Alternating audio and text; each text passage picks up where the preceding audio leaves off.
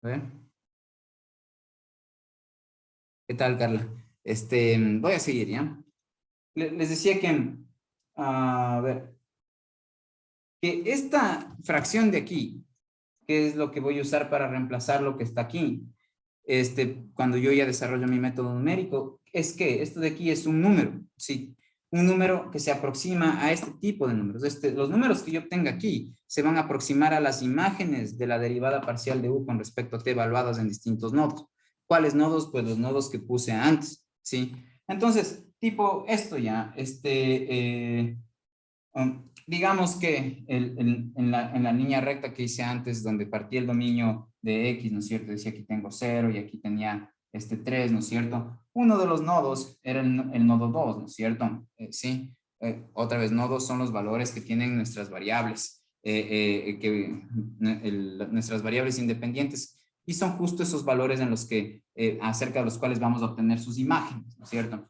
Entonces yo les dije que voy a partir el dominio de 0,5 en 0,5 hasta llegar al 3. Entonces yo tengo 0,5, 1, 1.5, 2, 2.5 y 3, ¿ya? Entonces fíjense en que este sería el nodo X0, X1, X2, X3 y X4, ¿sí? Entonces cuando yo aquí estoy evaluando, si es que digamos mi un efecto fuera esta de aquí, ¿ya? La que resuelve esta ecuación diferencial, y yo le derivo parcialmente con respecto a t, entonces esta correspondería a esta expresión que está acá en mi ecuación diferencial parcial.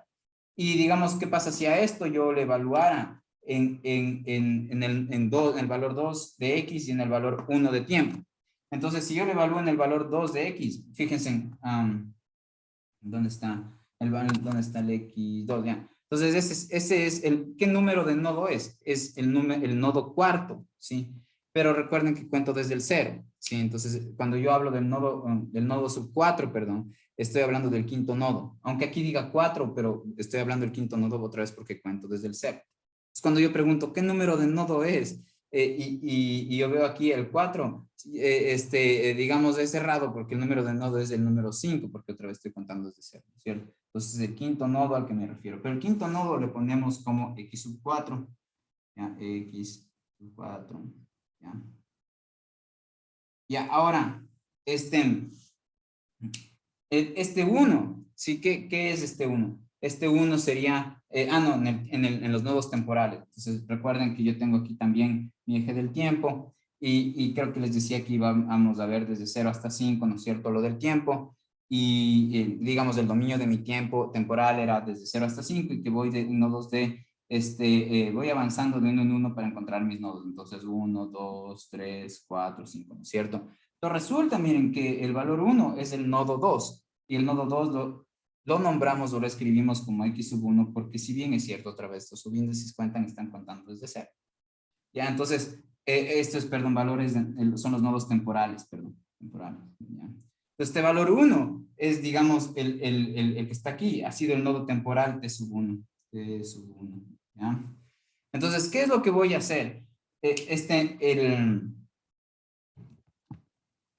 número, esta fracción de aquí, me va a dar un valor aproximado al 2, ¿sí? Cuando mi subíndice J en esta fracción es 4, y cuando mi subíndice N en esta fracción, mi superíndice N, perdón, en esta fracción es 1, ¿sí? Porque, recuerden, los X estoy yo indexando con la letra J, y los T estoy superindexando con la letra N.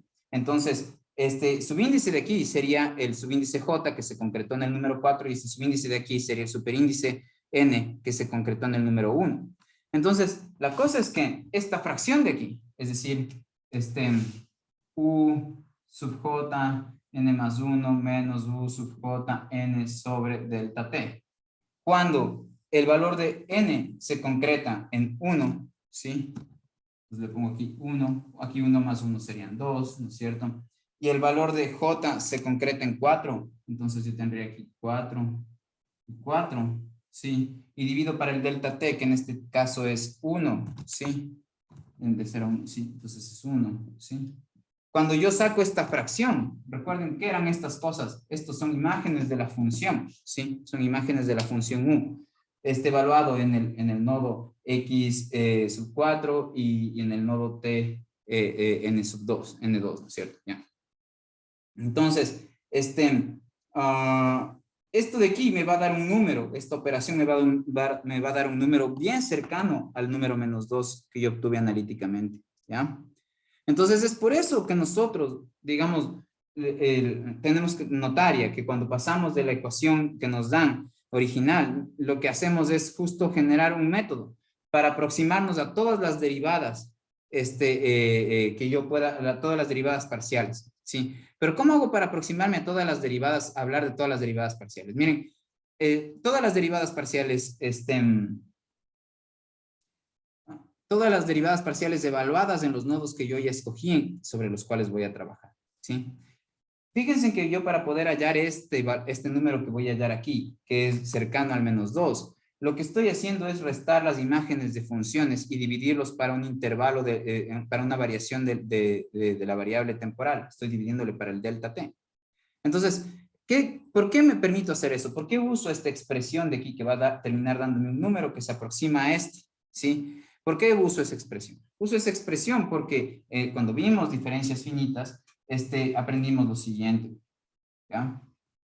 Aprendimos que cuando yo quiero, desde el punto de vista analítico, en el cálculo 1, ¿ya?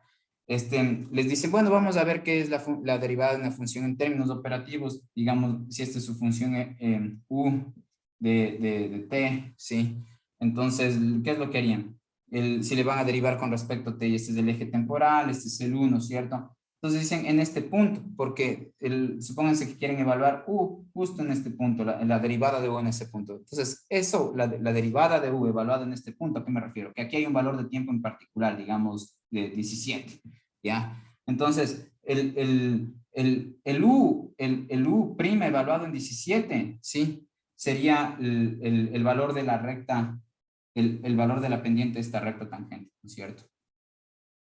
La derivada en este punto es la pendiente de la recta tangente. Entonces, si es que yo, digamos que saco la pendiente de esta recta de aquí, me sale, no sé, 3, ¿ya? O 2, no sé, 1.7, digamos que me sale. No, otra vez, no, perdón. Digamos que me sale 2, ¿ya? La pendiente de esta recta. Este valor de aquí es lo que me daría si es que yo tengo la u, la dependencia explícita de u con el tiempo, tipo si es que yo tuviera u t al cubo más 3, ya, o más 2, así.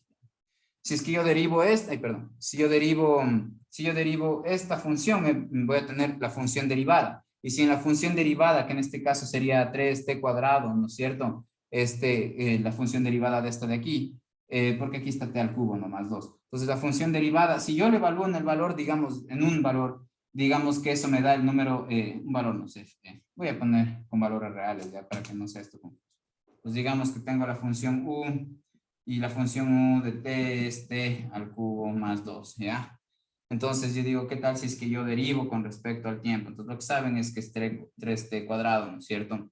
Ya, entonces, lo que yo quiero es evaluarle, no sé, en el valor 2, ¿ya? Entonces, en el valor 2, si yo le evalúo a esto, lo que voy a tener es u', evaluado en 2, ¿sí? Entonces yo tendría 3 por 4 en este caso, porque 2 al cuadrado es 4, entonces me sale 12, ¿no es cierto? ¿Y a qué es este 12? 12 sería el valor de la recta, de la pendiente de esta recta, ¿no es cierto? Tangente, ¿ya? Ahora, ¿qué es una pendiente? Una pendiente es justo una tasa de cambio. Entonces, ¿qué significa una tasa de cambio? Que van a tener una fracción. ¿Y qué tienen en la fracción? Las fracciones sirven para comparar cuánto más o en qué cantidad es más, digamos, del numerador o menos del numerador con respecto al denominador. Lo que suelo decirles es que yo les pregunto cuánto es mi edad con respecto a la suya, y lo que hay que hacer es dividir mi edad para la suya.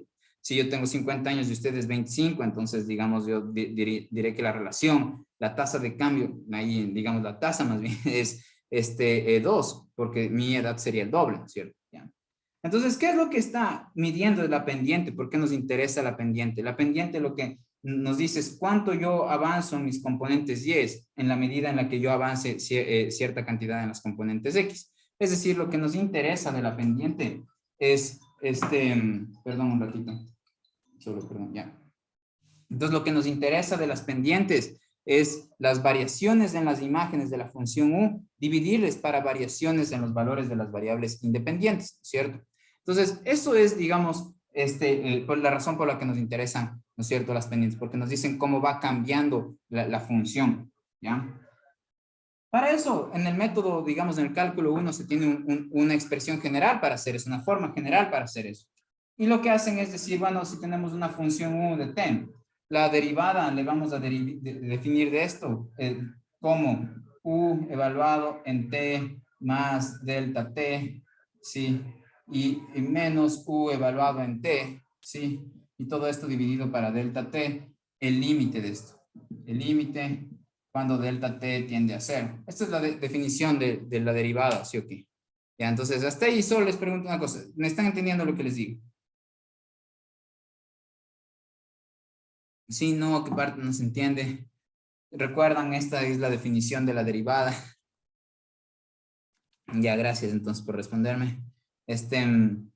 Entonces, esta es la definición de la derivada y lo que yo les decía es que miren, esto de aquí es justo la forma de obtener pendientes, ¿no? ¿Por qué? Porque las pendientes lo que suelen tener es, en el caso de la línea recta, lo que se hace es se toma las dos coordenadas y de dos puntos distintos, se las restan entre sí y se le dividen para la diferencia de dos coordenadas x. Solo que en mi eje x ahora tengo el tiempo y la diferencia entre dos coordenadas x, como el eje x ahora es el tiempo, sería una variación o un delta t. Y en el numerador yo lo que tendría es un delta U, es decir, una variación de las imágenes o de las coordenadas y de los puntos de la gráfica, ¿no es cierto? Entonces, ¿qué es lo que hace el método de diferencias finitas? Dice, nosotros matemáticamente tenemos una definición que nos dice qué significa que algo tienda a ser. Y esa definición, desde el punto de vista analítico, es una definición que dice, bueno, existe delta tal que para todo epsilon mayor que cero, la distancia, y ahí es bla, bla, bla, ¿no es cierto? La distancia de f de x menos del es la definición formal del límite, ¿no es cierto? Pero, y esta definición formal del límite lo que nos quiere decir es que, digamos, el delta t le forzamos, digamos, para que cumpla ciertas reglas lógicas, y ahí es que, digamos, siempre se tiende a hacer lo más pequeño que quiera, pero jamás se hace. Entonces hay una forma de ordenarle que sea de esa forma ya, matemáticamente, ¿sí? Restringirle que su comportamiento sea tal, que siempre sea tan pequeño como uno quiera, pero que nunca sea cero. Sí, entonces, esta sería como justo la definición de un instante, ¿no? Un instante es, digamos, la unidad más pequeña de tiempo, pero jamás de cero, ¿sí? Entonces, lo que hace la definición analítica del límite es proponer esto no como un número cuando se lo encuentra con esto, sino como una, digamos, la propiedad del límite nos hace que esto siempre sea tan pequeño como uno quiera, pero nunca cero, pero tampoco es un valor definido. Digamos, no es 0.0003, no es 0.0002, no es 0.000001. El delta t, su definición, no es ser un valor concreto de esos, cuando está dentro digamos, en la definición de límite, con esta operación aquí de límite. Este delta t, cuando está dentro de esta definición de límite, es como una especie de proceso ya, una entidad abstracta, se define, no siendo algo concreto, como un número que podemos decir, 17, sino que se define con estas propiedades. Siempre vas a hacer todo lo más pequeño que quieras, pero jamás vas a poder ser cero, ¿ya? Entonces, la cosa es que en el método numérico decimos, no vamos a tomar esa forma abstracta de pensar con la que llegamos a los resultados analíticos, sino que vamos a decir aquí, voy a poner un número concreto chiquito. Entonces quitan esto y dicen, ¿qué tal si es que esto es 0.5? Como cuando yo puse el 0.5 como la distancia entre nodos en X, por ejemplo. ¿Sí? O un número pequeño también pueden decir, es 1, ¿ya? Digamos, al menos más pequeño que 1.000.000 de millones, ¿ya? ¿Sí cachan? Entonces, la cuestión es que mientras más chiquito ustedes pongan el delta t, que es este delta t, ya cuando le transforman al método numérico, es el intervalo entre nodos. Y como ustedes en el método numérico no funcionan con todos los t's, con todos los valores de t del continuo, sino solamente con los nodos que escogieron. Entonces, ¿qué significará evaluar una función en un, nodo en un valor posterior de su variable temporal? Menos la función evaluada en un valor anterior de su variable temporal.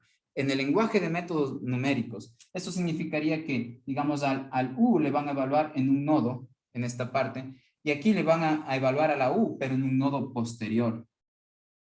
¿sí? Entonces, esta es la imagen de la función evaluada en una variable independiente que está más hacia la derecha. Y esta es la función u evaluada en una variable independiente que está más hacia la izquierda, cercana al cero, ¿sí? Y esto de acá es, digamos, el delta t, ¿no es cierto? Entonces, que es el intervalo entre nodos temporales. Entonces, nuestro método numérico, recuerden que nosotros lo que hacíamos es tener este n más 1, reemplazarle por u, y en vez de poner paréntesis, n más 1, le estamos poniendo al n más 1 así, de superíndice. Y entonces este de aquí, en el método numérico, ahora sería u elevado a la n, ¿sí? ¿Ya? Pero en este caso, esto sería la derivada, digamos, esto sería, o sea, yo ya podría, si yo ya voy a escribir esto como numéricamente, yo ya podría poner u n más 1 aquí y u n aquí, así, ¿sí?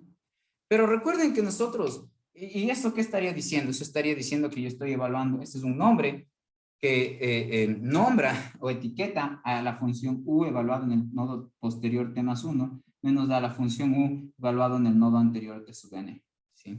¿Ya? Pero ¿qué pasa si su función no es solo una función del tiempo, sino que también una función del espacio? ¿Sí? Entonces, ¿qué tal si es que también es una función del espacio? Pero yo derivo solamente con respecto al tiempo. Entonces, cuando derivamos parcialmente solamente con respecto al tiempo, la x no nos importa que varíe, ¿sí? Le dejamos en paz. Entonces, sí le vamos a dejar en paz. La u ya no depende solamente del tiempo, sino también de la x. Y aquí la u también ya no depende solo del tiempo, sino también de la x. Pero como estamos derivando parcialmente u con respecto al tiempo y queremos encontrar la aproximación en términos numéricos de esta función evaluada en distintos nodos, pues lo que hacemos es, aquí voy a tener coma t, ¿no es cierto? N. Pues lo que hacemos es no pararle bola a la x, como que no existiera, no se le hace ninguna variación. Es decir, no se busca encontrar la función evaluada para cuando en el numerador yo no busco evaluar en dos puntos distintos temporalmente, espacialmente hablando de la u, ¿sí? Sino que puedo evaluar en el mismo punto espacial, pero la cosa es que quiero que evaluar en dos puntos distintos temporales, en dos valores distintos temporales.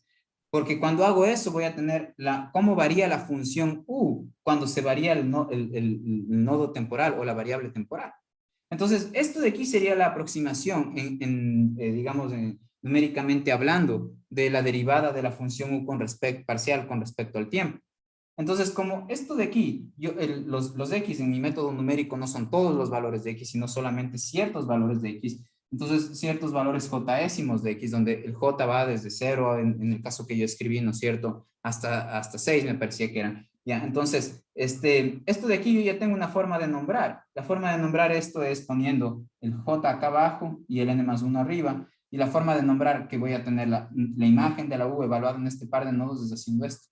¿Sí? Entonces es por eso que esto menos esto dividido para el delta t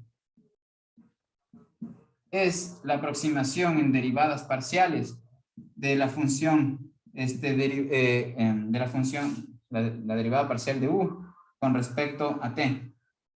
Cuando yo a esta derivada, que es una máquina matemática, le ingreso los valores t sub n y los valores j, x, j, s. Entonces, este número de aquí, que era igual al número 2 que yo había sacado por acá, ¿sí? Se aproxima a través de esta fracción. Eso.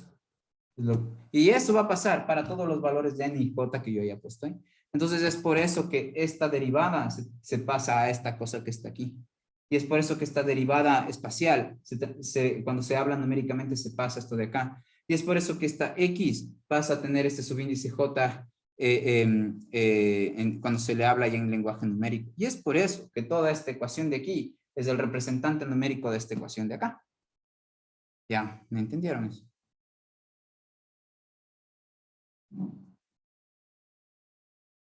A ver. Sí, sí, qué bien.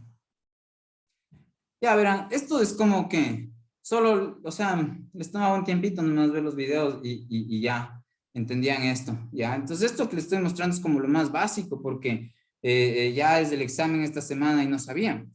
pero tienen sus, digamos, sutilezas, ¿no? O sea, por ejemplo, en la parte conceptual sí les voy a preguntar acerca del principio de máxima temperatura y también de ciertas cuestiones de las condiciones de frontera, ¿ya?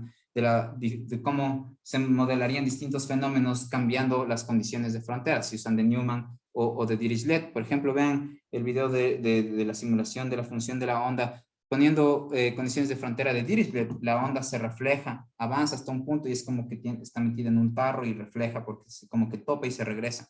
Pero si ustedes pusieran condiciones de frontera de Newman, la onda se transmitiría y es como que avanzaría como cuando ustedes ponen las ondas de luces hacia un espejo, entonces pasan al otro lado, entonces se difunden hacia afuera. Pero, perdón, una ventana quiero decir, pero si ponen al frente una luz, así de una lámpara al frente de un espejo, la luz no se difunde a través del espejo, sino que se refleja. Entonces, eso se puede modelar, los distintos fenómenos estos de cómo se comportaría la luz, cambiando las condiciones de frontera. Entonces, pilas, miren ese video de la función de onda. Ya, ahora, ¿qué es lo que vamos a hacer con esto? Porque a partir de esto es que se empieza el método numérico, digamos, o sea, pero es la parte como importantísima, ¿ya? Como acaban de ver. Entonces, ¿qué es lo que yo voy a buscar en este ejercicio? Cuando yo tengo esta cosa, lo que voy a buscar es despejar la función que está evaluada en el nodo temporal posterior, ¿sí? Entonces, todas estas funciones, esta de aquí, esta de aquí, esta de aquí, esta de aquí, digamos, son funciones que están evaluadas en el nodo temporal presente, n. Sí, donde n es un número que va desde 0, me parece, ese sí era el que iba desde 0 hasta 6, ¿no es cierto? Porque habían 7 nodos, ¿no? Entonces, ahora no, sí, ya digamos que tienen el valor, así dijimos, ¿no? Desde 0 hasta 5 es su intervalo temporal, y yo le partí en nodos así, ¿no? 1, 2, 3, 4, que quiera 5, ya.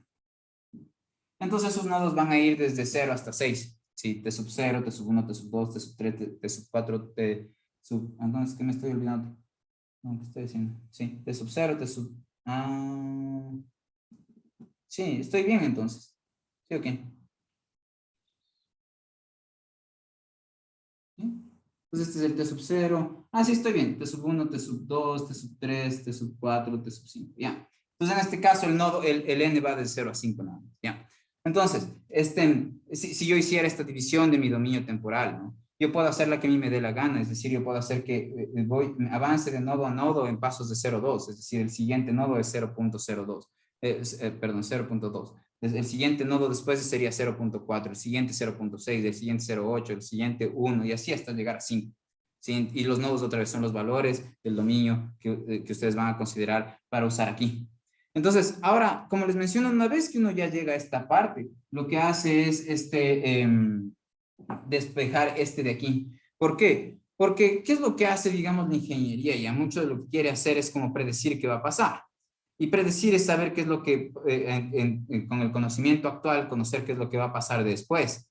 Y qué, en términos de qué es lo que va a pasar, significa que yo voy a tratar de conocer cuál es el valor de mi función U después, teniendo el conocimiento de mi función U ahora, ¿sí? Entonces, si hay un punto en el que las condiciones iniciales fueron una hora, digamos, por ejemplo, el día que yo nací, en algún momento del tiempo fue el presente, ¿sí? Entonces, las condiciones iniciales en algún momento del tiempo van a corresponder a la hora, ¿sí? Entonces, el tiempo futuro, digamos, las condiciones iniciales serían cuando el nodo temporal se hace 0, ¿sí? Porque eso equivaldría a que yo me fijo en el primer nodo de tiempo. Entonces, esas son las condiciones iniciales. Y esa información ustedes tienen, porque conocen las condiciones iniciales. Entonces, una vez que ustedes conocen las condiciones iniciales, que serían las condiciones de la hora para cuando el inicio es cuando dicen ahora, el inicio del fenómeno, ¿cierto? Entonces, el tratar de buscar su función para un tiempo posterior significaría que yo voy a tratar de conocer la U evaluada en el nodo n más 1, ¿sí? Porque n más 1 siempre es un tiempo después del tiempo n. Eso. Entonces, despejo de aquí el n más 1, ¿sí? Eso es lo que vamos a hacer. Entonces, esto le paso al otro lado a multiplicar, entonces voy a tener delta t, de aquí voy a tener así menos, y aquí u sub j más 1, n menos u sub j, n, y aquí el delta x, y aquí más x sub j, y aquí el 2, así, ¿ya? Y luego, Miren, yo tendría 3 por esto, ¿no? U sub j n más 1 menos u sub j. Así, u sub j n más 1 menos u sub j n. Y así, ¿no es cierto? Yo tendría esto. Después tengo que este 3 pasarle al otro lado a dividir. Y finalmente este le paso al otro lado a sumar. Y ya, por aquí me estoy olvidando. Ah, había un menos aquí. Sí. Ya, eso. ¿Qué hice? Simplemente despejé. Si cachan, despejé el u sub j n más 1.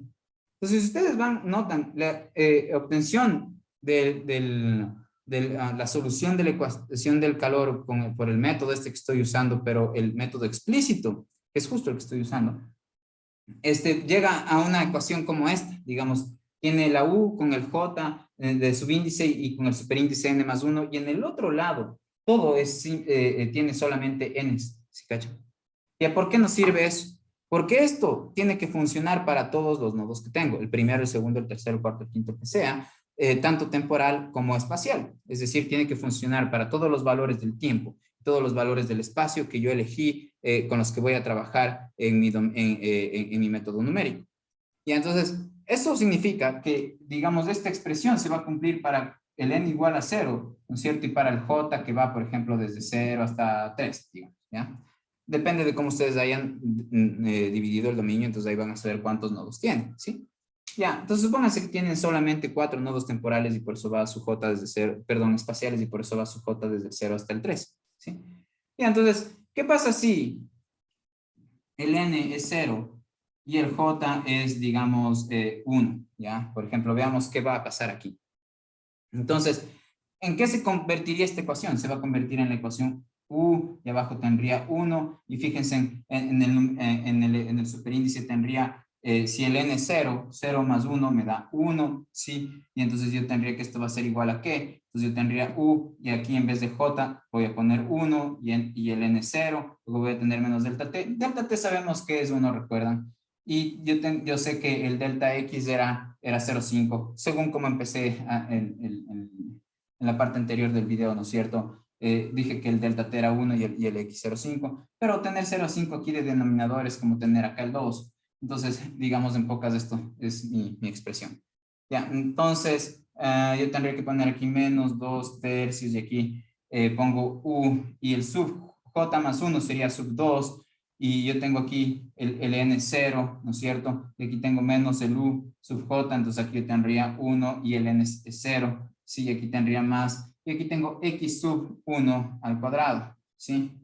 Ya, entonces, digamos, recuerden que nuestra división, por ejemplo, la del x era 0, 0,5, 1, 1.5, 2, 2.5, 3, ¿no es cierto? Entonces este es el nodo x sub 0, este es el x sub 1, x sub 2, x sub 3, x sub 4, x sub 5, x sub 6. Por eso mi x va desde 0 hasta 6, ya, mi j. Ya, entonces, ¿qué pasa aquí? Que si a mí, yo tengo que poner aquí el valor x sub 1, yo sí sé cuál es el valor x sub 1. Me están hablando de el segundo nodo. ¿Cuál es mi segundo nodo? Al segundo nodo le llamamos, en vez de decir segundo nodo, decimos x sub 1. ¿Y cuál es mi segundo nodo? Mi segundo nodo es el valor 0,5. Entonces aquí lo que voy a poner es el valor 0,5.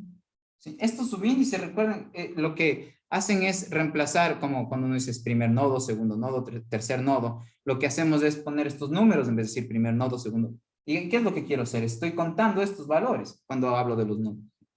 ¿Ya? Entonces, digamos, aquí tengo que poner 0,5, ¿ya? Pero fíjense en que lo que tienen aquí son todas funciones u evaluadas. ¿Qué significa esto? Este nombre, esto es un nombre, recuerden, es el nombre de la función u evaluado en el nodo temporal t0 y en el nodo espacial x1, ¿sí?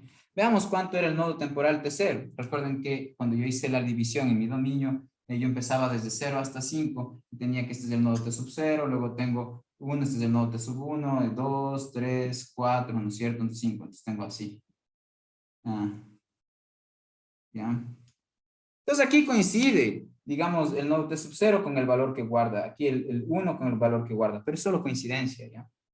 La cosa es que ¿Qué sería este U sub 0, 1? Significaría que yo tengo que saber cómo es la función U evaluada en el tiempo 0, ¿sí?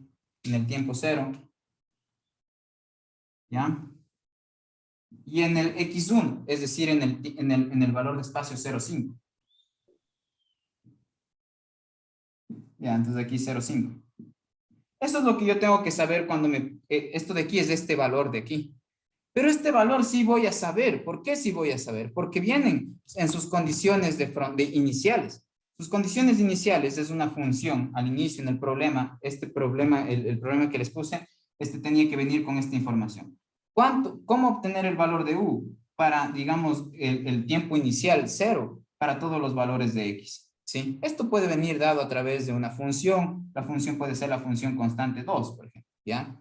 Estos son los casos más fáciles. O la función puede ser una función de X, tipo e a la X, ¿sí? Entonces, digamos, yo lo que necesito saber es cuánto es la función U evaluada en 0, en X, en T y en el valor de X 0,5. Entonces, si es que esta era mi condición inicial, lo que yo estoy pidiendo es saber, digamos, el rato que yo reemplazo aquí, el valor 0,5. Mi condición inicial hubiera venido de esta forma, ¿no? Eso es lo que estoy diciendo. Esta es mi condición inicial. Esto era dado por el problema. Y la cosa es que el Octave va a usar esos valores cuando ve esta expresión. ¿Por qué? Porque esta sí la puede arrancar de la información que ustedes les dan a través de la condición inicial, porque el Octave, digamos aquí, lo que haría es coger la función U, evaluarla en 0 y en el tiempo, y digamos, en vez de X, le evaluaría en el nodo X sub 1, pero el nodo X sub 1 es el valor 0,5. Entonces, ¿cuánto es U evaluada y aquí digamos más T? ¿Sí? Entonces, este es el valor de tiempo, se hace 0, y el valor de X se hace 0,5. Entonces, esto de aquí, que a su vez es esto de acá, sí, que a su vez es esto de acá, es este valor E a la 0,5. A la 0,5, sí. Ya, y el resto de cosas son parecidas. Miren, esto también es la función U evaluada en el tiempo 0 para el nodo X sub 2. Esa es la función U evaluada en el tiempo sub 0 para el nodo X sub 1. Entonces, esto y esto van a ser valores que el Octave sí puede tener. Entonces, hace estas operaciones porque todo esto se concretan en números que ustedes sí conocen y así obtienen la función, digamos, la función U evaluada en el nodo 1 temporal, espacial y en el nodo 1 temporal. Pero el nodo 1 temporal era una información que ustedes no tenían antes y ahora la tienen, porque ustedes solo tenían información acerca de la función U evaluada en el tiempo, en el primer nodo temporal, que es el nodo 0. Pero para el segundo nodo temporal, que se le nota con el número 1, porque otra vez están contando desde 0, su segundo nodo temporal viene a ser el futuro. Y ustedes ya saben, cuando hacen estos cálculos, ya saben cuál es la función U en el futuro. Entonces, eso es el beneficio de su método numérico, que les permite a través de información del presente saber cosas del futuro. Y entonces, por eso lo que necesitan es despejar el U que tiene el nodo temporal n más 1 de superíndice, y todo lo que solamente tiene n puesto al otro lado. ¿Ya? Implementar esto en el Octave no es difícil. Es simplemente describir. Ahí sí les sugiero que de ley vean los videos y ya, les voy a poner un problema de ese estilo. Sí, entonces, pero lo principal es que puedan hacer estas cosas que les dije aquí. Entonces, eso es lo que les voy a tomar mañana. Entonces, pilas. Y ya se está acabando la tutoría. Pregúntenme cosas. ¿Entendieron un poco más de esto? Cuéntenme la verdad.